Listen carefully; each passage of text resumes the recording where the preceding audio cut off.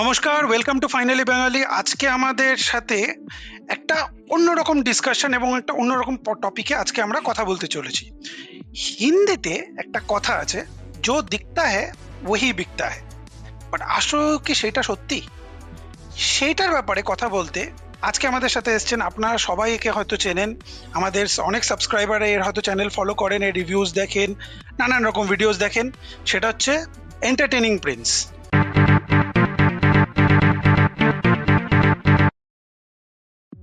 শিল্পেন্দু, কেমন আছিস প্রথম কথা বল? হ্যাঁ, আমি খুব ভালো আছি। তুমি কেমন আছো বলো। তার আগে একটা কথা বলি, আমি তোমাদের চ্যানেল খুব ফলো করি। তোমাদের যেরকম ধরনের আলোচনা হয় বিভিন্ন টপিক নিয়ে, বিভিন্ন জিনিস নিয়ে, বাংলাতে এরকম চ্যানেলে খুব অভাব ছিল। তো আমার তোমাদের কন্টেন্ট ব্যক্তিগতভাবে খুব ভালো লাগে এবং আমি তো খুবই ভালো আছি। তোমরা কেমন আছো বলো, বা তুমি কেমন আছো বলো। তোমাদের যেহেতু দুজনের চ্যানেল, তোমরা বলে ফেললাম। ভালো আছি রে ভাই, হ্যাঁ, ভালো হ্যাঁ। আছি, যথেষ্ট ভালো আছি রে ভাই। ভগবানের দয়া আছে। চ্যানেলটা ওইভাবে গ্রোথ হোক এবং তোরা আমরা সবাই একসাথে কোলাবোরেট করে এরকম ভাবে আস্তে আস্তে সবার গ্রোথ হোক, বাংলা যে রিভিউ কমিউনিটি বা ইউটিউব কমিউনিটি এভাবে গ্রোথ হোক, এটাই চাই। যাই হ্যাঁ, হোক, হ্যাঁ। আজকের টপিকে আসা যাক। আজকের যে টপিকটা আছে সেটা অনেকেই খুব একটা সেরকম ভাবে ডিসকাস করতে চায় না, বা ডিসকাস করলেও হয়তো ওপেন ফিল্ডে এরকম ভাবে ডিসকাস করতে চায় না। Controversy alert by the way. আজকে আমরা কথা বলতে চলেছি কর্পোরেট বুকিং এবং যে পিআর পারসেপশনটা যে রাখা হয় in our Indian films, not only Bollywood but in our Indian films, সেইটার ব্যাপারে। সো একটু যদি আপনাদের দর্শকদের একটু যদি ইন্ট্রোডাকশন দিই, কর্পোরেট বুকিং জিনিসটা কি।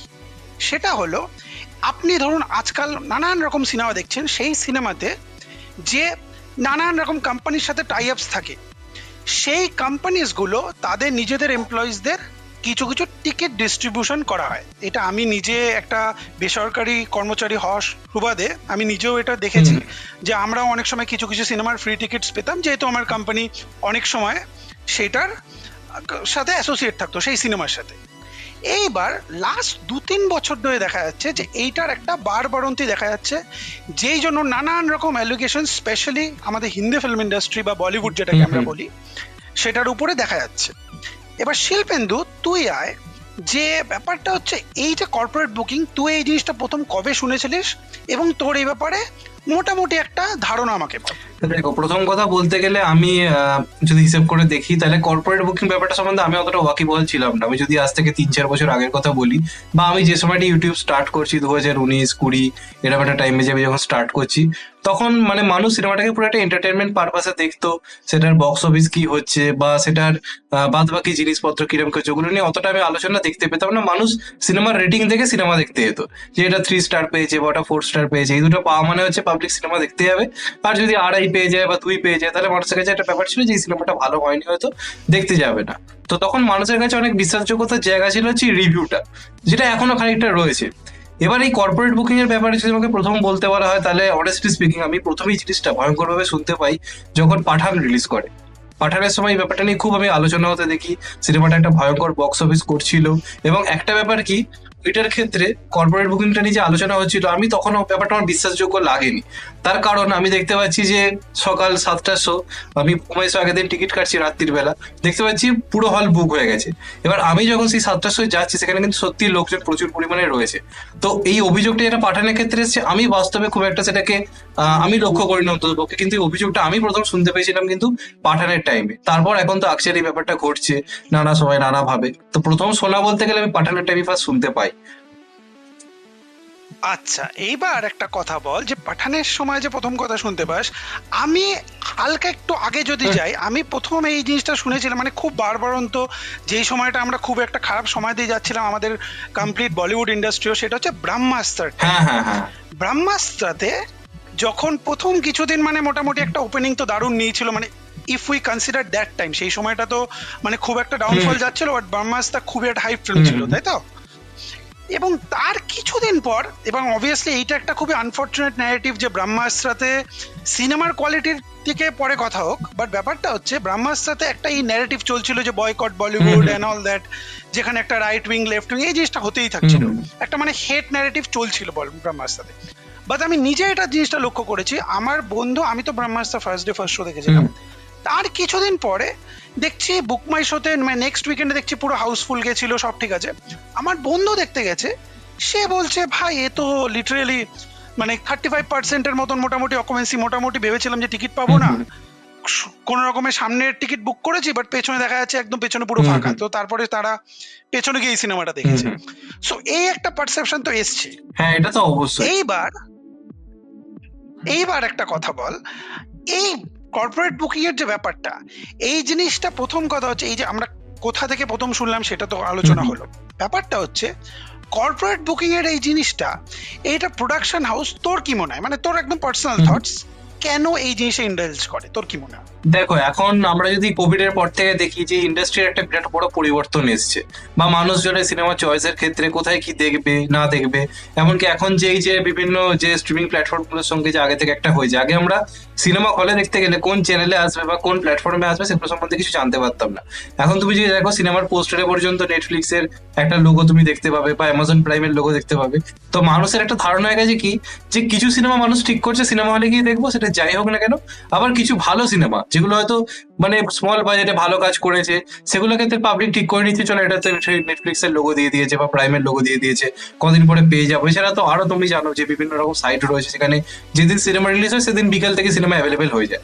এবার এর ফলে আফটার কোভিড কিন্তু সিনেমার বক্স অফিসে একটা বিরাট কিন্তু পরিবর্তন এসছে। তুমি যদি হিসাব করে 2017, 18, 19 টাইমে চলে যাও, দেখবে কন্টেন্ট ওরিয়েন্টেড বহু সিনেমা ভালো চলেছে। এবং তুই হিসাব করে দেখো অক্ষয় কুমারের টাইম কত ভালো যাচ্ছিল 2019 টাইমে, কন্টেন্ট ওরিয়েন্টেড মুভি আনছে, সিনেমাগুলো ওয়ার্ক করছিল। কিন্তু এখন আয়ুষ্মান খুরানা বলি বা অক্ষয় কুমার বলি, এরা যে ধরনের কাজগুলো করছে সেটা 2018-19 চললো, 2024-25 কিন্তু সেগুলো ডিজাস্টারই হচ্ছে। এটা আমরা হিসাব করে যদি দেখি তাহলে তুমি খুব ভালো করেই বুঝতে পারবে। এবার এই যে কোভিড এর পরে বক্স অফিসে পরিবর্তন, বহু টাকা ঢেলে ঢেলে অনেকে বড় বড় প্রজেক্ট এনেছিল, সেগুলো কিন্তু সব সিনেমা বক্স অফিসে তারভাবে ওয়ার্ক করেনি। কেউ কেউ তারা টেমপ্লেট নিয়ে রেখেছিল যে এটা 300-350 কোটি কামাক, সেটাই আমার কাছে বিরাট প্রফিটেবল হবে, সেটা দেখা যাচ্ছে 60-70 কোটি কামাতে গিয়ে হাঁপিয়ে যাচ্ছে। এবার এর ফলে প্রডিউসারদের এই যে মার্কেটিং পলিসিতে যে পরিবর্তনটা এসছে, বক্স অফিসের যে পরিবর্তনটা এসছে, এর ফলে প্রডিউসারদেরকে তো দেখাতে হচ্ছে, যখন সেটা কোনো নেটফ্লিক্স এর কাছে বিক্রি করবে বা কাউকে আগে থেকে তাদেরকে ডিল করতে হচ্ছে যে এই সিনেমাটা এতটা পরিমাণ বিজনেস করবে এবং তোমাকে একটা বিরাট পরিমাণ লাভ এনে দিতে পারবে।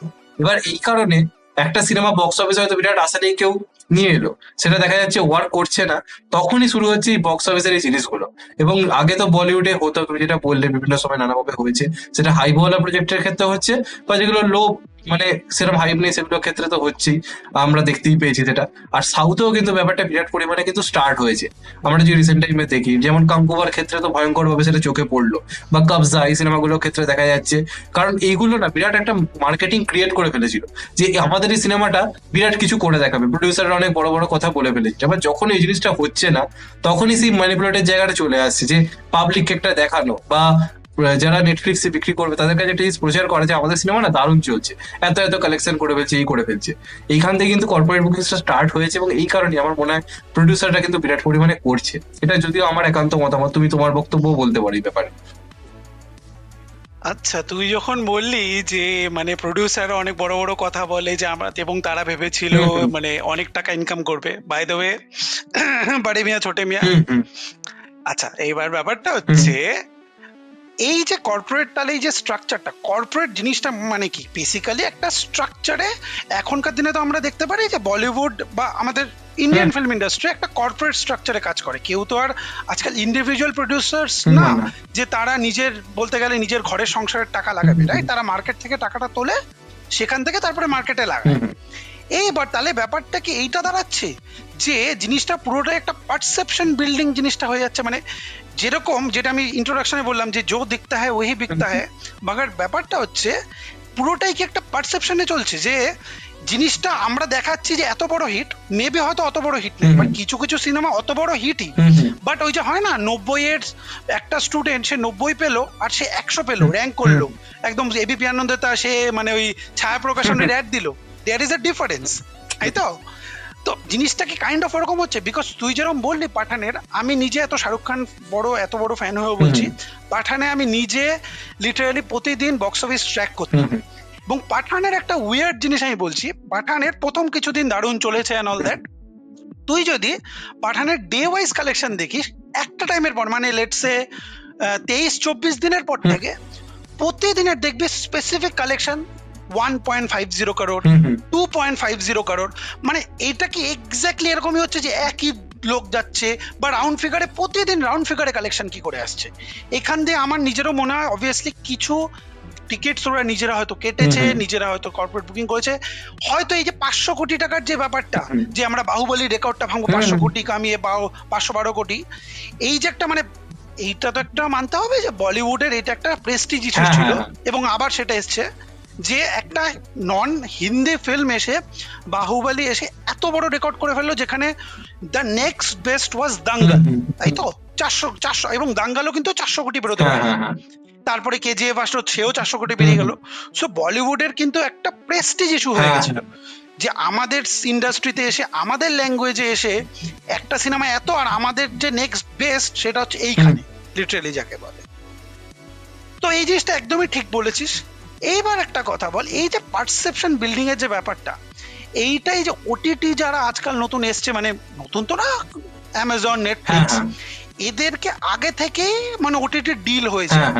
তাহলে একটা কথা বল, আগেকার দিনে যে জিনিসটা, মানে আগেকার দিন মানে আমরা অনেক নাকুতু আতবুড়োর মতন আমরা এই বলছি না যে অনেক পুরনো গল্প, বাট ব্যাপারটা হচ্ছে এই ধরো ডিডিএল যে যখন বেরিয়েছে, বা কবি খুশি কবি গম যখন বেরিয়েছে, তখন তো কোনো ওটিটি ছিল না, যেই জিনিসটা পাবলিক দেখছে সেটাই, তাই তো? তাহলে এখন কিছু কিছু সিনেমা আমরা নিজেরা দেখেছি যে নেটফ্লিক্সে হিট, অ্যামাজনে হিট, ডিজিটাল হিট, এই জিনিসগুলো কি এই যে আরো ইম্প্যাক্ট করছে যে প্রডিউসার্সরা আগে থেকেই ভাবছে যে আমরা তো ডিজিটালি বেচে দেবো, আমাদের কি এসে যায় পাবলিক দেখুক না দেখুক। তোর কি মনে হয়? হ্যাঁ, এটা তো একটা বিরাট বড় একটা কথা বললি। এটা তো এখন সবার ক্ষেত্রেই দেখতে পাচ্ছি যে একটা সিনেমা যেমন খুশি বানিয়ে দিই বা যাই করি না কেন, আগে মানে নেটফ্লিক্সে বেচে দেওয়া বা অ্যামাজন প্রাইমে বেচে দেওয়ার জন্য যে কাজটা বানাচ্ছে, এই জিনিসটা কোথাও গিয়ে তো ঘটছে। আর একটা ব্যাপার যেটা আমি বললে, তুমি যে 90s এর টাইমটার কথা বললে বা 2000 এর শুরুর দিকে আমরা যদি দেখি, তখন বক্স অফিসের যদি তুমি ট্রেড অ্যানালিস্টের যে ফিগারটা বা প্রডিউসার ফিগারটা যদি তুমি ভালো করে অ্যানালাইজ করে দেখতে পাবে, সেখানে 2 থেকে 3 কোটির গ্যাপ হয়তো দেখা যাচ্ছে। কেউ হয়তো বললো যে এই ট্রেড ফিগার থেকে বলা হচ্ছে যে 95 থেকে 96 কোটি কালেকশন করা হয়েছে, বা ওই জায়গা থেকে কালেকশনটা হয়তো আটকে যাচ্ছে। তখন দেখানো হচ্ছে প্রডিউসার ফিগার থেকে চলো এই সিনেমাটা 100 কোটি হয়ে গেছে, সেটার মধ্যে একটা বিশ্বাসযোগ্যতা ছিল, সেটা একটা প্রডিউসারের চ্যালেঞ্জ থাকে যে চলো এই বক্স অফিস হয়েছে, সেটাকে একটু বাড়িয়ে দিই। এবার আরেকটা ব্যাপার কি, তখন মানুষ সোশ্যাল মিডিয়াতে অত অ্যাক্টিভ ছিল না, মানে এখন যেভাবে আমরা সমস্ত ব্যাপারগুলো বুঝি বা দেখি, সেইভাবে আমরা তখন জিনিসগুলোকে বুঝতাম না, এবং মানুষও কিছু বুঝতো না সেইভাবে দেখতে গেলে। এখন কিন্তু মানুষ এই ব্যাপারগুলোর সম্বন্ধে ওয়াকিবল, এবং একটা জিনিস লক্ষ্য করছি, মানুষের রীতিমতো হাসাহাসি করছে, ট্রোল করছে। এটাই কিন্তু প্রডিউসাররা বুঝছে না। তারা ভাবছে চলো আমাদের মার্কেটিং স্ট্র্যাটেজি আমরা কাজে লাগিয়ে দিয়ে একটা সিনেমাকে বেচে দিচ্ছি, বক্স অফিসে আনছি, চলে যাচ্ছে। এবার ব্যাপারটা কিন্তু এটার মধ্যে শুধুমাত্র সীমাবদ্ধ থাকছে না, মানুষের কাছে ব্যাপারটা খুব হাস্যকর হয়ে যাচ্ছে। আজকে সিঙ্গাম ম্যাগাজিনের সময় আমি দেখলাম বেশ কিছু মানুষজনকে পোস্ট করতে যে তারা দেখছে রীতিমতো আগের দিন মানে হাউসফুল গেছে, মানে হাউসফুল শো তারা দেখতে পাচ্ছে, গিয়ে দেখছে হলেতে সব মিলে হয়তো 20-25টা লোক। এবার তারা কিন্তু সোশ্যাল মিডিয়াতে সেটা পোস্ট করছে, সেটা নিয়ে কমিউনিটিতে লিখছে যে এই তো অবস্থা। এটা কিন্তু প্রডিউসাররা বুঝছে না, এবং যে কারণে মানুষের কিন্তু এই বক্স অফিসের প্রতি বা এই জিনিসগুলোর প্রতি একটা বিশ্বাসযোগ্যতা আস্তে আস্তে কিন্তু হারিয়ে যাচ্ছে। আজকে যে সিনেমাগুলো চলছে, বিরাট বক্স অফিস আনছে, সেগুলোর কথাই লোকে বিশ্বাস করছে। যেগুলো মোটের ওপর কোনো রকমে চলছে, সেগুলোর ক্ষেত্রে কিন্তু লোকে আসি বিশ্বাসযোগ্যতা করছেন, ইভেন পাবলিকের যেতেও ইচ্ছে হচ্ছে না যে চলো ভাই এটা তো একটা মানে এই জন্যই বানিয়েছে, নেটফ্লিক্সের জন্যই বানিয়েছে, অ্যামাজন প্রাইমের জন্যই বানিয়েছে। এটাও কিন্তু একটা বড় সড়ো কিন্তু বক্স অফিসে একটা পরিবর্তন এনেছে বলে আমার তো অন্ততপক্ষে মনে হয়। এবং একটা কথা বল, আমি এই জিনিসটা খুব মানে এটা লাস্ট কিছু বছর না, প্রায় হয়তো 10-12 বছরই হয়েছে, স্পেসিফিক্যালি গজনি আসার পর যখন প্রথমবার 100 কোটি টাকা পেল। আগে মানে আমরা যখন ছোট ছিলাম, মানে তুইও নিজের এই জিনিসটার খুব রেলিভেন্স পাবি, আমরা যখন ছোট ছিলাম তখন কিন্তু এই যে বক্স অফিসের নাম্বারস কত হলো, এই নাম্বারস গেম নিয়ে আমরা অডিয়েন্সরা ছিলাম না, এবং প্রডিউসার্সরা অবসেস ছিল। মানে তুই বল না ভাই, যখন বাংলাতে আমি যদি বাংলা ইন্ডাস্ট্রির কথা বলি, যখন সাথী এসেছিল, কত বড় ব্লকবাস্টার গেছে আমরা সবাই জানি, রাইট? সাথীর এক্সাক্ট কালেকশন কি, বা সাথী ছেড়ে দে, আমি যদি হিন্দি কালেকশন, হিন্দি কোনো সিনেমা কবি খুশি কবি গম, গাদার, সেইগুলো যে রেকর্ড ভেঙেছিল আমরা জানি, রেকর্ড ভেঙেছে, বাট এক্স্যাক্টলি কালেকশন কত সেটা নিয়ে আমরা কেউ কিন্তু অবসেস ছিলাম। আমরা দেখছি যে সিনেমা ব্লকবাস্টার গেছে, অডিয়েন্স এনজয় করছে, এবং প্রডিউসার্সদেরও মানে এই জিনিসটাই ওদের ফার্স্ট প্রায়োরিটি ছিল যে আমরা একটা ভালো সিনেমা বানাই যেটা সবাই দেখবে, পুরো ফ্যামিলি অডিয়েন্স দেখবে। এখন এই স্পেসিফিক্যালি গজনি আসার পরে যে ওই 100 কোটির একটা এসে গেছে, এবং এখন তো সেটা 100 কোটিতে আর থেমে নেই, এখন সেটা হয়ে গেছে 500 কোটি 2023-24-এ, এবং সেটা পুষ্পা 2 এর পরে সেটা 700 কোটির জায়গাতেও চলে যেতে পারে, যেরকম যা বক্স অফিস হচ্ছে এই মুহূর্তে দাঁড়িয়ে যা দেখছি। পুষ্পা 2 নিয়ে আমার অনেক থটস আছে, আসবো হ্যাঁ সেটাতে। হ্যাঁ এইবার এই বক্স অফিসের যে অবসেশনটা, সেই জন্য আমার মনে হয় যে আরো বেশি অডিয়েন্সও, যেহেতু সারাদিন এই টুইটার ফেসবুক, স্পেশালি টুইটার খুললে, মানে টুইটারে আমি জানি না তুই তো টুইটারে হ্যাঁ আছিস হ্যাঁ তাই না? টুইটার যেরকম প্রথম কোনো ইনফরমেশন পাওয়ার জন্য Twitter is the best platform, but সেরকমই খুবই টক্সিক একটা প্ল্যাটফর্ম। মানে সবাই সবার সাথে ঝগড়া করছে, এই হ্যাঁ, ফ্যান ওয়ার ওই একদম ফ্যান ওয়ার, খুবই একটা টক্সিক কাইন্ড অফ প্ল্যাটফর্ম, তাই না? একদম একদম একদম। ফেসবুক কিন্তু এইদিকে ভালো আছে, ফেসবুক হচ্ছে একদম গরিবের হ্যাঁ আমাদের হ্যাঁ মতন, হ্যাঁ, এ তোর সাথে ভাবনা, তোর সাথে প্রথম আলোচনা আমার টুইটারে না হয়ে তো ফেসবুকে হলো, একদম একদম। সেখান দিয়ে আমাদের কথাবার্তা এই সেই। বাই দ্য ওয়ে, আমি আমাদের অডিয়েন্সকে বলতে চাই, অনেক সময় আমরা এই জিনিসটা পারসেপশন দেখি যে যারা একটু বড় ইউটিউবার হয়ে যায় বা একটু সাবস্ক্রাইবার গেইন করে না, তাদের একটা খুব স্নবিশ অ্যাটিটিউড চলে আসে। এইখানে প্রিন্স মানে শিল্পেন্দু কিন্তু অনেকদিনই মোটামুটি আমার ফ্রেন্ড লিস্টে আছে, এবং I have always found him যে আমি খুবই কিন্তু অ্যাপ্রোচেবল।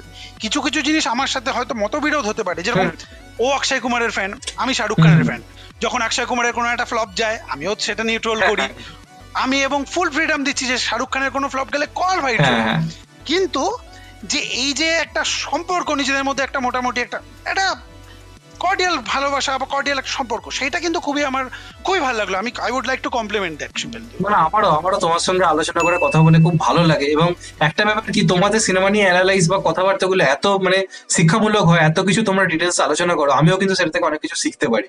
এবং অ্যাজ এ রিভিউয়ার আমি যদি না বাকিদেরকে দেখি, আমি নিজে অনেক কিছু শিখতে পারবো না বা বুঝতে পারবো না। তো আমারও কিন্তু গ্রোয়িং হচ্ছে আলটিমেটলি তোমাদের সঙ্গে কথা বলে বা দেখি। কারণ আমি এটা ব্যক্তিগতভাবে মনে করি, তোমার সঙ্গে যেটুকু যা কথা বলেছি, তোমার সিনেমা সম্বন্ধে আলোচনা বা ডিটেলস যে অ্যানালাইসিস গুলো, সেগুলো কিন্তু সত্যি কথা বলতে গেলে খুবই মানে দারুণ লাগে আমার ব্যক্তিগতভাবে। ধন্যবাদ ধন্যবাদ এত ভালো ভালো কথা বলার জন্য। আচ্ছা, এইবার আমরা একটা ডিফারেন্ট টপিকে কথা বলতে চাই, আচ্ছা। সেটা হচ্ছে সাউথের সাউথের আমরা সিনেমা। প্রথম কথা হচ্ছে প্রথম সাউথ সিনেমা যেটা লিটারেলি মানে বলিউড বা আমাদের হিন্দি অডিয়েন্সের কাছে জাগরণ ফেলে দিয়েছিল, সেটা হচ্ছে বাহুবলী, একদম যেটা একদম আমরা সবাই জানি। একদম। এইবার বাহুবলীর পর থেকে একটা ওয়েভ এসছে যে সাউথ সিনেমা খুব ভালো, বলিউড সিনেমা খারাপ, বলিউড আমাদের ধর্মকে করে, আমাদের কালচারকে তুলে ধরে না, সেই সব তো টপিক আমরা অন্য জায়গায় রাখতে পারি। সাউথের একটা খুব ডার্ক জিনিস হচ্ছে, আমরা দেখি কিছু হলেই প্রতিটা সিনেমার 100 crores বা 200 না 150 crores এর পোস্টার প্রথম 3 দিন 4 দিন এসেই যায়। এবং তখন যেটা আমরা যখন ইতে দেখি, মানে যখন আমরা ট্র্যাকার্স খুলে দেখি, কিছু কিছু ওয়েবসাইটস আছে, বলিউড হাঙ্গামা, বক্স অফিস ইন্ডিয়ার আর্টিকেল, সেখানে দেখি সেই ফিগার্স এর সাথে কিন্তু এই ফিগার্স গুলো ম্যাচ করে না। এবার সাউথে একটা ব্যাপার হচ্ছে, ওদের এক একটা টেরিটরির যে কালেকশনস গুলো হয়, কালেকশনের আগেই ওরা কিছু কিছু টেরিটরিকে আগে থেকেই জিনিসটাকে বেচে দেয় সিনেমাটাকে। মানে ধরো এপি টেরিটরি সেটাকে আগে থেকে বেচে দিল, তার একটা রাইটস আগে থেকে বেচে দিল। নাও ব্যাপারটা হচ্ছে, আমরা বলিউডে দেখি মাঝে মাঝে ফিগার্স ম্যানিপুলেশনে, there is no doubt about it, যেটা নিয়ে আমরা কথা বললাম। সাউথে দেখি যে জিনিসটা, মানে যদি কিছু কিছু সিনেমা তো লিটারালি মানে লজ্জা লাগে, যেখানে হয়তো 50 কোটিও কালেকশন হয়নি ফার্স্ট ডেতে, তারা 100 কোটি 150 কোটির একটা পোস্টার দেয়। হ্যাঁ হ্যাঁ তোর কোনো কিছু কিছু সিনেমা কি মনে আছে? আমি নাম নিয়ে কল আউট করতে চাই কিছু কিছু সিনেমার কথা। হ্যাঁ, যেমন তোমার ক্ষেত্রে দেখতে গেলে এই যে সিনেমাটা এসেছিল কবজার ক্ষেত্রে সেটা ভয়ঙ্কর ভাবে হয়েছিল। আমি তো অন্ততপক্ষে দেখেছিলাম যে হিউজ পরিমাণে একটা ম্যানিপুলেশন লক্ষ্য করা যাচ্ছিল বক্স অফিসের ক্ষেত্রে। আরো বহু সিনেমা রয়েছে রিসেন্ট টাইমে, যেমন কাঙ্গুবার কথা আমি বললাম, কাঙ্গুবার ক্ষেত্রে তো খুবই দেখলাম ব্যাপারটা ভয়ঙ্কর ভাবে। মানে সূর্যা মানতেই নারাজ যে তার এই কাজটা ডিজাস্টার হচ্ছে, এবং প্রোডিউসার ফিগার থেকে যা তা একটা বক্স অফিস পোস্ট করা হচ্ছে, রীতিমতো ট্রোল হচ্ছে দেখলাম সোশ্যাল মিডিয়াতে। এরকম আরো অনেক কাজ রয়েছে, সব নাম এখন মনে পড়ছে না। অনেক অনেক প্রচুর, মানে প্রচুর। কালকিতে পর্যন্ত হ্যাঁ, আমার হ্যাঁ। মনে আছে, কালকি ভালো লেগেছে, কালকি খুব একটা অ্যাম্বিশিয়াস প্রজেক্ট ছিল, সব ঠিক আছে, এবং হিন্দি বেল্টে চলেওছে। আমি নিজে হলে দেখতে গেছিলাম, ফার্স্ট ডে হাউসফুল ছিল। কিন্তু ব্যাপারটা হচ্ছে, এই যে প্রথম দিনে 180 কোটি টাকার একটা ফিগার দিয়ে দেয়, 200 কোটি টাকার একটা পোস্টার চালিয়ে দেয়, প্রবলেমটা হচ্ছে যে কোনো কিছুর তো একটা অডিট দরকার হয়। অডিট মানে কি, যে প্রতিটা টেরিটরিতে হ্যাঁ, কত হ্যাঁ। টাকা কালেকশন করেছে, তার একটা স্পেসিফিক ডেটা শিট। প্রবলেমটা হচ্ছে সাউথের যে মিডিয়া আছে না, তারা নিজেরাও বলতে গেলে ওই পারসেপশন বিল্ড করার খুব চেষ্টা করছে যে ভারতের একটা ইন্ডাস্ট্রি, যেটা অ্যানিমেলের সময়, আই গেস তোর মনে আছে, অ্যানিমেলের সময় যখন অ্যানিমেলের প্রেস কনফারেন্স হয়েছিল, মানে অ্যানিমেল রিলিজ হওয়ার আগে, ওই ওদের ওখানে কোন পলিটিশিয়ান বলেছিল যে এখন শুধু তেলেগু হ্যাঁ, সিনেমাই চলবে, বলিউড সিনেমা তো চলবে না। মানে ওদের একটা ওই ব্যাপার আছে। এবার আমরা সেটাকে অনেক সময় বলি যে ওদের নিজের সিনেমাকে ভালোবাসে, সেটা তো আছে, that is very good. Problem is তাদের ওই স্নবিশ অ্যাটিটিউডটাও আছে যে আমরাই রাজ হ্যাঁ, করবো, হ্যাঁ। আমরাই সব জানি, বাকিরা তো সব মানে ঘাসে মুখ দিয়ে চলে। এই জিনিসটা আমি কালকিতে দেখেছি, এই সেম জিনিস আমি আদিপুরুষে পর্যন্ত হ্যাঁ, দেখেছি। হ্যাঁ। আদিপুরুষ তো মানে মানে কিভাবে এরা পারসেপশন বিল্ড করে, এবং প্রবলেমটা হচ্ছে তুই যদি ভালো মতো লক্ষ্য করিস, এবং আমাদের অডিয়েন্সের মধ্যে যারা এই ভিডিও দেখেছে তারা আই গেস অনেকেই বলিউড হাঙ্গামা এই ওয়েবসাইটটাকে অনেকেই চেক করে। তুই দেখবি বলিউড হাঙ্গামাতে কিন্তু বরাবরই হিন্দি ফিগার্সটাই শুধু আপডেট করা হয়, সাউথ থেকে কি কালেকশন করছে সেটা কিন্তু আপডেট না, করা না। হয় না, কারণ সেটা ঠিকঠাক ট্র্যাকই করতে পারে না। ওরা ওই পোস্টারের যে দেয় সেটারই কালেকশন দেয়। এইবার ব্যাপারটা হচ্ছে এই একটা ন্যারেটিভ স্পেশালি পুষ্পা আসার পরে আবার চলছে যে বলিউডের একদম ডাউনফল, বলিউড একদম মানে করতে পারছে না। তোর এই জিনিসটা নিয়ে মোটামুটি একটা শর্ট ভাবে আমাকে বল, তোর পারসেপশনটা কি এই currently after this Pushpa wave that is going on? না দেখো, পুষ্পা প্রথম কথা যখন এসেছিল, পার্ট 1 যখন এসেছিল, এবং পিছনে বরাবরই নর্থ ওয়েল্ট একটা হিউজ অডিয়েন্স কিন্তু ছিল, যারা টিভিতে বা বা ফোনেতে সারাক্ষণই আল্লু অর্জুনের সিনেমা দেখছে। এবং এই যে ডাব ভার্সন, যেটা আর কি সাউথের যেগুলো এসছে, তাদের মধ্যে যতজন স্টার রয়েছে, আল্লু অর্জুনের সেখানে কিন্তু গ্রহণযোগ্যতা ভয়ঙ্কর বেশি ওর যে কাজগুলোর। এবার পুষ্পা 1 তুমি মনে করো, সেটা না ছিল কোনো প্রমোশন, না হচ্ছে কিছু। আজকে তো নয়, পুষ্পা 2 ক্ষেত্রে এত ভালো প্রমোশন হয়েছে, মারাত্মক লেভেলের আলোচনা হচ্ছে, এখানে এসে এত কিছু হচ্ছে। কিন্তু পুষ্পা 1 এর ক্ষেত্রে কিন্তু প্রমোশন টমোশন কিচ্ছু হয়নি। তা সত্ত্বেও সেই সময় এসে হিন্দি থেকে 100 কোটির একটা বক্স অফিস কিন্তু করে নিয়ে যায়, এবং পুরোটাই আল্লু অর্জুনের ক্যারিজমা জিনিসটা ঘটেছিল। এবার পুষ্পা 2 এবং এমন সময় রিলিজ করেছিল যেই সময়টা হ্যাঁ, স্পাইডারম্যান হ্যাঁ। এবং 83 মতন অত বড় সিনেমা ছিল। 83 তো দাঁড়াতেই পারেনি তখন পুষ্পা 2 এর সামনে, অত বেশি শো পেয়েও।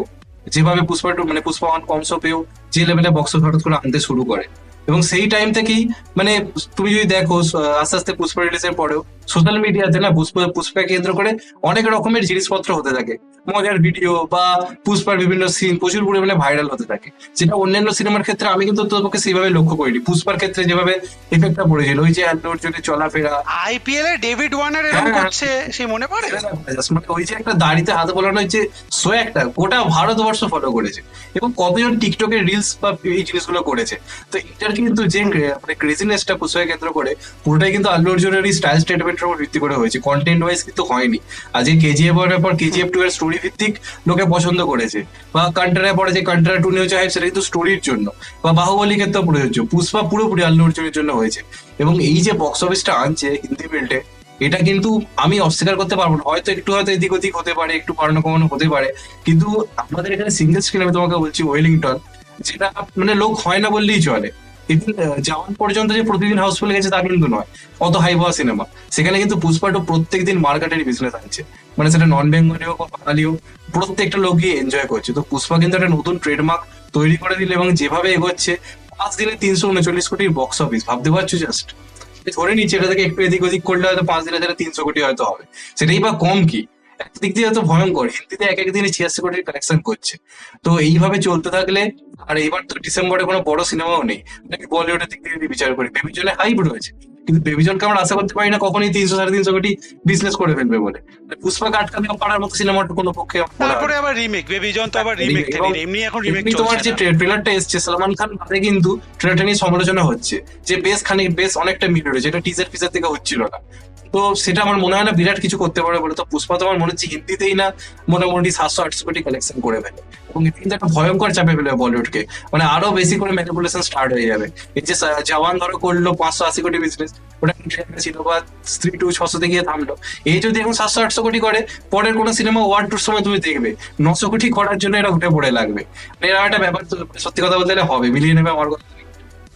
মানে যদি বলছি, তুই বলতে চাইছিস যে যদি নাও হ্যাঁ, হয়, হ্যাঁ। তাহলে অ্যাটলিস্ট কিছু ম্যানিপুলেশন করে ওই প্রেস্টিজ ইস্যু, হবেই, বেসিক্যালি হবেই। It has become once again a prestige issue, তাই তো? তো জেনুইনলি কি মনে হয়, মানে আমারও মনে হয় যে ওয়ার 2 ক্যান, বিকজ ওখানে একটা ঋত্বিক রোশনের অবভিয়াসলি একটা স্টারডাম আছে, এবং তার উপরে জুনিয়র এনটিআর যেটা সাউথ একটা সাপোর্ট করবে। তো জেনুইনলি মানে একদম স্পেসিফিক বল, জেনুইনলি তোর কি মনে হয় যে কোন সিনেমা এই রেকর্ডকে, মানে অ্যাটলিস্ট লাইফ টাইমের যে রেকর্ড সেটাকে অ্যাটলিস্ট চ্যালেঞ্জ করতে পারে? আচ্ছা লাইফ টাইম যদি নাও ধরি, ওপেনিং যদি ধরি, কারণ লাইফ টাইম তো সিনেমার কোয়ালিটি, সাস্টেন্ড হাইপ তার উপর ডিপেন্ড। মানে কে ভেবেছিল ভাই যে স্ত্রী 2 এই লেভেলে এটা কিন্তু স্ত্রী 2 সত্যি কথা, ভালোবেসেছে? স্ত্রী 2 সত্যি কথা চমকে দিল, কিন্তু কেউ এক্সপেক্টই করেনি। আমরা বিভিন্ন কেউ ভাবেই ভাবেনি পারিনি, ভাই, লিটারালি কেউ ভাবেনি। ওটা তো তো অবশ্যই। তোর কি মনে হয় এই যে 75 কোটি বা 80 কোটির যে এই যে প্রতিদিনগুলো মোটামুটি অ্যাটলিস্ট ফার্স্ট উইকেন্ডে কালেকশন করছে, সেটাকে অ্যাটলিস্ট চ্যালেঞ্জকে দিতে পারে ওয়ার টু? দেখো, ওয়ার টুর ওপর তো বিরাট আমার ভরসা রয়েছে। ওয়ার যখন এসেছিল, সেটা শুধুমাত্র প্রথম যখন সিনেমা আসে সেই সময় এসে পুরো 50 কোটি একটা রেকর্ড করেছিল। আমার যদি না খুব আমি ভুল বলে থাকে সেই সময় দাঁড়িয়ে। হুম তো হুম ওয়ার্ডের হুম একটা ফ্র্যাঞ্চাইজ ভ্যালু তৈরি হয়েছে, একটা সিওরিটি পাঠান টাইগারে ক্যামিও থাকবে, একটা স্পাই এর অংশ। তো এখন তো সেটা আরো ভয়ঙ্কর হবে। এবার সিনেমা ভালো হলে নেবে, না হলে একটা লিমিটেড জায়গায় গিয়ে থাকতে পারে। কিন্তু আমি ওয়ার টু বাদ দিয়ে যদি বলি, আমার যে সিনেমাটা আমার মনে হয় এই ভাঙার থেকে এগোতে পারে যদি ভালো হয়ে যায় একবার, সেটা হচ্ছে সালমান আর অ্যাডলির কাজটা।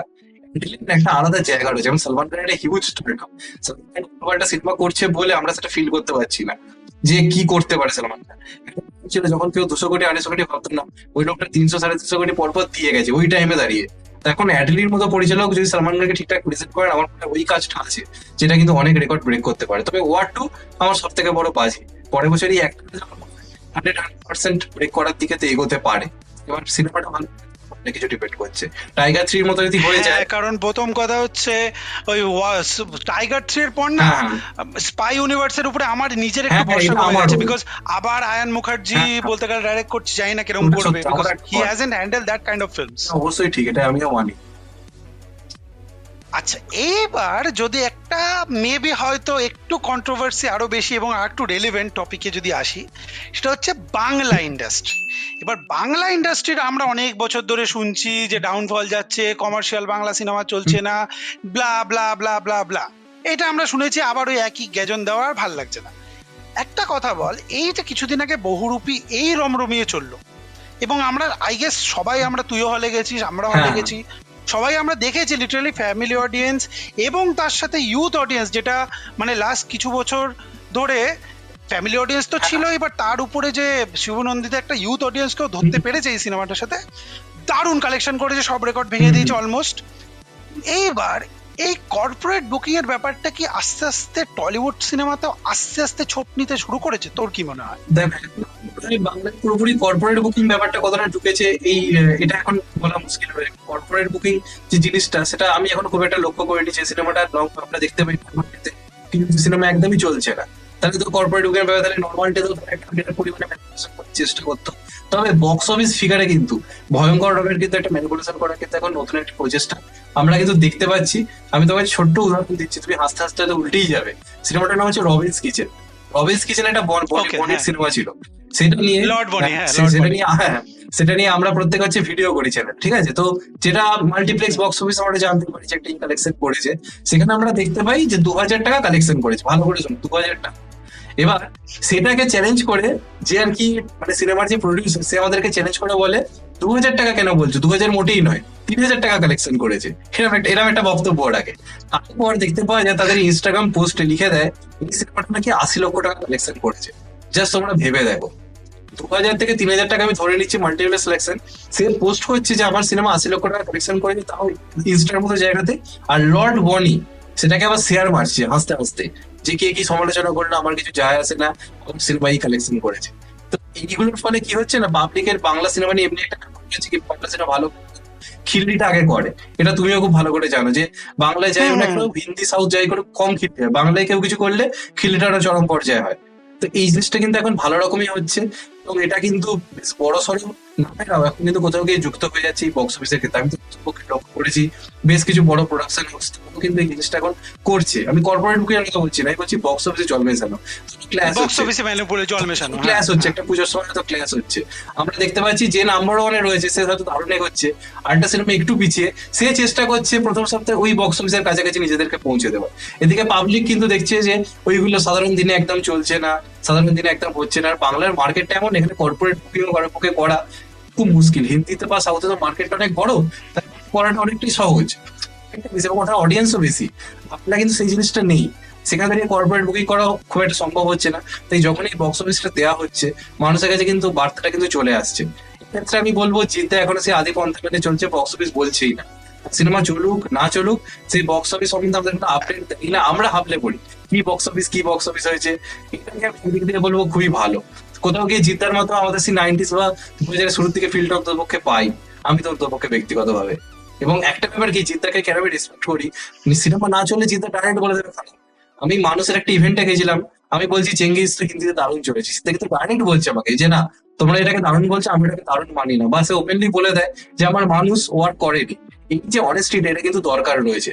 ফলে কি মানুষ এই তো তোমাকে এই লোকটার বক্স অফিসটাকে অবিশ্বাস করবে না। কিন্তু আরো বাকি যারা রয়েছে আমি দেখতে পাচ্ছি বিগত বহুদিন ধরে প্রতিযোগিতার জায়গাটা যেহেতু বাড়ছে, একটা ইগোর লড়াই চলে আসছে, তো কিন্তু আস্তে আস্তে এই ম্যানিপুলেট বক্স অফিস ব্যাপারটা কিন্তু অবশ্যই ঢুকছে। এটা তো আমিও লক্ষ্য করেছি।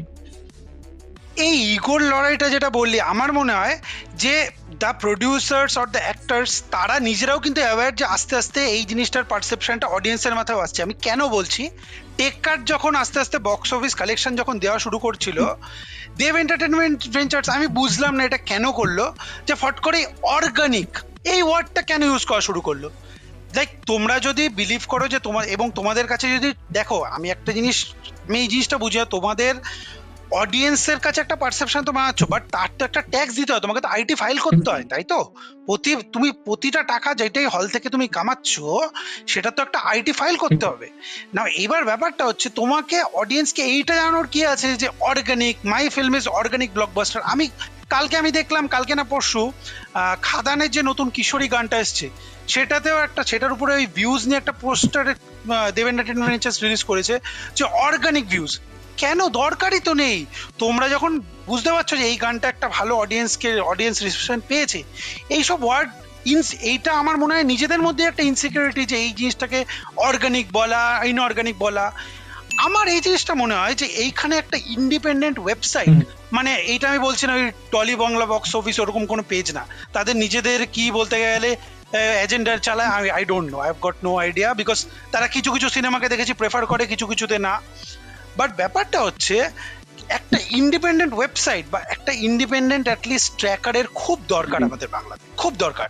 না, এবার আমি তোমাকে বলছি যে টেক্কার সঙ্গে যেটা হলো, বহুরূপের যে ব্যাপারটা, যে অর্গানিক যে ব্যাপারটা যেটা নিয়ে কেনই কথাটা যোগ হলো, এটার পেছনে কিন্তু অবদান সব থেকে বেশি সৃজিত মুখার্জির। কেন বলছি, এই যে সৃজিত মুখার্জি না নিজেকে বরাবরই মনে করে যে পুজোর সে ফার্স্ট বয়, সে সিনেমা খারাপ বানাক বা ভালো বানাক, সেটা মনে প্রায় একটা মেনে চলে যে আমি ছাড়া ফার্স্ট কেউ পুজোতে হতেই পারবে না।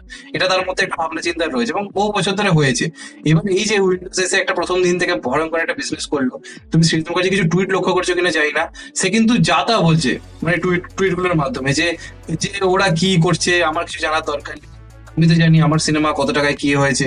দেব কিন্তু অতটা করেনি। এটাও কিন্তু হতে পারে যে সৃজিত মুখার্জির তরফ থেকে হয়তো এরকম কিছু করতে বলা হচ্ছে যে চলো ভাই আমি ফার্স্ট বয়, আমাকে সেটা দেখাতে হবে।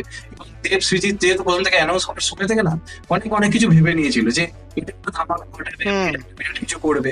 যখন দেখতে পাওয়া যাচ্ছে, দেখো এটা তো মানতে হবে শিবপ্রসাদ আজকে দেবের থেকে তো বড় সুপারস্টার নয়, এটা তো অস্বীকার করার জায়গা নেই। একটা হিউজ অডিয়েন্স শিবপ্রসাদের, মানে ব্যক্তিগত অডিয়েন্স তো অত নেই। তা সত্ত্বেও যে আবির তো বহুদিন থেকে দেবদাকে হাঁটছে। পুজো ভেবে দেখো, কাছের মানুষ ভার্সেস এটা হলো সোনাদার সঙ্গে যে লড়াইটা, তো এটা একটা বহুদিন ধরে কথা উঠছে যে দেব সুপারস্টার হয়ে আবিরের কাছে হারছে। রিসেন্ট টাইমে অনেকে এখন আবিরকে সুপারস্টারও বলছে। তো এই কারণগুলো, সৃজিত মুখার্জি হেরে যাচ্ছে শিবপ্রসাদের কাছে, দেবদা পুজোর সময় হেরে যাচ্ছে আবিরের কাছে, এই ব্যাপারগুলো থেকে কিন্তু এই জিনিসটা ঘটছে। দোষও দেওয়া যায় না, কারণ বাংলা মার্কেট ক্রমশ ছোট হচ্ছে। আগে তুমি দেখো পুজোর সময় একটা পায়েস শ্রাবণ আসতো, যদি হিসাব করে দেখা যায় ফান্দে পড়িয়া বাবাকান্দের মতো কাজ আসছে, সোকুমের দুটো সিনেমাই বক্স অফিসে ভালো চলছে, দুরকম ভাবে, দুটো আলাদা ধরনের কাজ। আবার অপর দিকে তুমি চলে যাও অটোগ্রাফ ভার্সেস দুই ব্রিজিং, এগুলো তখন সিনেমার সংখ্যাটা কম ছিল, মার্কেটটা অনেক জায়গা ছিল, সেইভাবে চলছিল। এখন এত খারাপ জায়গায় পৌঁছে গেছে ইন্ডাস্ট্রির জায়গাটা, বক্স অফিসের জায়গাটা গিয়ে পৌঁছেছে, পুজোর টাইম বাদে তুমি খুব একটা ভালো বক্স অফিসের অবস্থা দেখতে পাবে না বাংলাতে, বা পুজো আর ক্রিসমাস, বাকি সারা বছর। তাও তুমি বলবো এই বছর অযোগ্য ভার্সেস বুমেরাং একটা ভালো বক্স অফিস দেখেছিল নর্মাল টাইমে, আমি তো অন্তপক্ষে বলবো এটা একটা ভালো দিক। কিন্তু এটাই হচ্ছে মেন কারণ আমার তো অন্তপক্ষে মনে হয়। তো বেসিক্যালি আমরা এই জিনিসটা একটা কমন ফ্যাক্টর, একটা কমন সূত্র দেখতে পাচ্ছি, যে প্রতিটাই এই যে কর্পোরেট বুকিং হোক বা মানে আমাদের ম্যানিপুলেটেড ফিগার্সের যে পোস্টার টানানো হয়, এই জিনিসটা পুরোটা একটা ইগোর লড়াই এসে গেছে, তাই তো? তো এইটাই আমাদের এখানে জিনিসটা, we can come as a standard যে এটা পুরোটা একটা ইগোর লড়াই, ইন্ডিভিজুয়াল ক্লাশ এবং একটা। আর তুমি আরেকটা জিনিস লক্ষ্য করবে ভালো করে, এখন সিনেমা রিলিজ হওয়ার সঙ্গে সঙ্গেই এক সপ্তাহের মধ্যে লিখে দেওয়া সুপারহিট দ্বিতীয় সপ্তাহে, সুপারহিট ট্যাগ গুলো যোগ করে দেওয়া, নন্দন ব্লকবাস্টার, নন্দনে চলছে হয়তো শুধুমাত্র সেটা কেক কেটে সেলিব্রেট করা হচ্ছে, বেশ কিছু সিনেমার ক্ষেত্রে আমি দেখলাম। এইগুলো কিন্তু দর্শক রীতিমতো অযোগ্য ওয়াজ হার্ট, নো অযোগ্য was hurt, by the way continue. জানি ভাই, সবই খবর রাখি, এই না যে মানে সবসময় সবই খবর সবই রাখি। আচ্ছা, তো এইবার ব্যাপারটা হচ্ছে আমাদের দুজনেরই মানে একটা বিনীত অনুরোধ, যদি এই ভিডিওটা কোনো ইন্ডাস্ট্রির কোনো লোক দেখেন বা কেউ, যে আমাদের একটাই অনুরোধ যে আপনারা সিনেমাটা ভালো হ্যাঁ। বানান, সিনেমাটা ভালো বানানোর উপরে ফোকাসটা বেশি দিন। Everything will take care of itself. Perception বানানোর থেকে আপনারা সিনেমাটাকে অনেস্টলি বানান, অডিয়েন্স আস্তে আস্তে নিজে থেকে আসবেন। প্রমোশন করুন ভালো মতন, মানে ঠিকঠাক ভাবে ঠিকঠাক জায়গায় প্রমোশন করুন, বাট এই ফেক পারসেপশন বিল্ড করে না আপনাদের লাভ হবে না ইন্ডাস্ট্রি এগিয়ে চলবে, সেটা যে ইন্ডাস্ট্রি হোক। তো আজকের আলোচনা এই অবধিই থাকলো। শিল্পেন্দু, প্রথম কথা হচ্ছে অসাধারণ লাগলো তোর সাথে অনেকদিন পর, মানে অনেকদিন ধরে এই জিনিসটাকে আমরা ভাবছিলাম যে একটা কোলাবোরেট করবো করবো করবো করবো করে হচ্ছিল না, বাট ফাইনালি আজকে হলো। আবার নিশ্চয়ই ফিউচারে কোনো একটা কোলাবোরেট করতে পারি, ঠিক আছে, কোনো একটা বিষয়ে। নতুন আমরা খাদান আসছে, আমরা সবাই দেখতে যাবো, আমি নিজে ফার্স্ট দেখতে যাবো, এবং তারপরে দেখা যাক কিরকম হয়। এবং একটাই জিনিস বলবো যে আপনারা সবাই বাংলা ইন্ডাস্ট্রির যেরকম সাপোর্ট করবেন সবই ঠিক আছে, বাট আপনারা যদি কোনোদিনও কোনো এরকম জিনিসগুলো দেখেন, সেটা বাংলা ইন্ডাস্ট্রি হোক, আপনারা অনেস্টলি সেটাকে নিজেদের সোশ্যাল মিডিয়াতে হাইলাইট করুন। Everybody has a voice right now, আপনি ছোট বড় বলে কোনো জিনিস হয় না। সো আপনারা শিল্পেন্দুর চ্যানেল নিশ্চয়ই ফলো করুন, লিখবেন এন্টারটেনমেন্ট প্রিন্স, আমরা শিওর অনেকেই ফলো করেন, বাট তাও সে আমরা নিচে লিঙ্ক ডেসক্রিপশনে দিয়ে দেবো ওর চ্যানেলের। এবং thank you for staying with Finally Bengali for so file. আপনার ভিডিওটাকে লাইক করুন, সাবস্ক্রাইব করুন, এবং এই ভিডিওটা যদি ভালো লাগে তাহলে নিশ্চয়ই কমেন্টে জানান, খারাপ লাগলে কোনো কিছু সেটাও কমেন্টে জানান। আবার কোনো একদিন এরকম আড্ডা হবে শিল্পেন্দু তোর সাথে। নমস্কার। তো আমার খুব ভালো লাগলো তোমার সাথে আড্ডা মেরে, দারুণ একটা আলোচনা হলো, এবং আমিও চাইবো আমার যারা অডিয়েন্স তারা অবশ্যই এসে দেখুক, এবং অবশ্যই ফাইনালি বেঙ্গলি চ্যানেলটাকে সাবস্ক্রাইব করুক। তারপর বাংলাতে সত্যি কথা একটা অন্যরকম আলোচনা, অন্যরকম কিছু একটা করার ট্রাই করছে, আমাদেরও সেটাকে অবশ্যই সাপোর্ট করার দরকার। তো এটাই বলার, সবাইকে ভালো থেকো, আর অবশ্যই প্রত্যেকটা ইন্ডাস্ট্রির ভালো সিনেমাগুলোর পাশে থাকো, এটাই বলার। ধন্যবাদ সবাইকে, থ্যাংক ইউ।